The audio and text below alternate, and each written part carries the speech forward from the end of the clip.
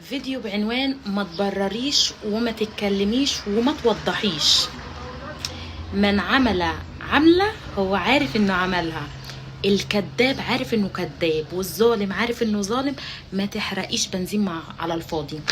الكبير يحترم سنه وما يغلطش، اللي عمل حاجة يدفع فاتورتها، اللي دخل كلف مكان يدفع الشيك.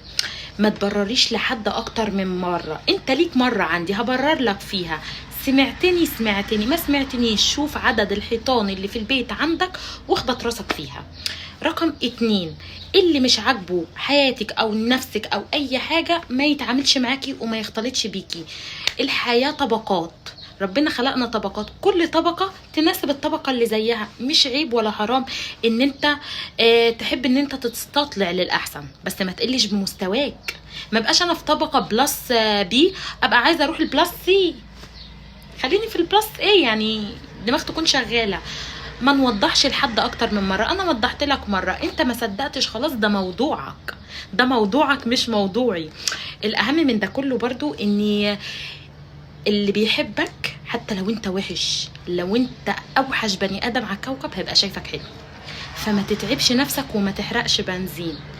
اللي بيكرهك هيبقى واقف لك على الباب مستنيه يتفتح عشان يلقط، فما تحرقش برضو بنزين.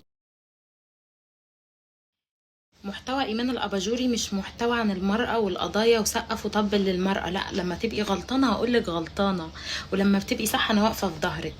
فما تحرقيش بنزين مع حد كرهك، اللي كرهك كده كده كرهك. فما تقعديش تتكلمي وتجملي في نفسك وتحلفي على المصاحف، لان في ناس عندها استعداد تحلف على المصحف كده.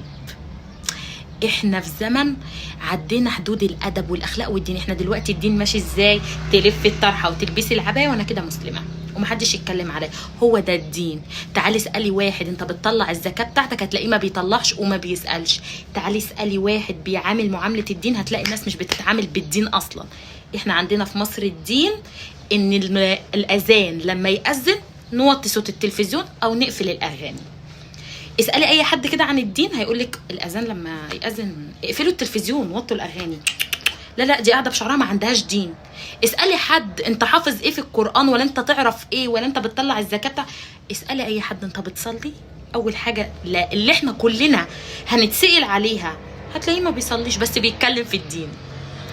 هتلاقيها عامله العمايل كلها بس بتتكلم في الدين. هتلاقيها من جوه هلا هلا ومن بره يعلم الله وبتتكلم في الدين.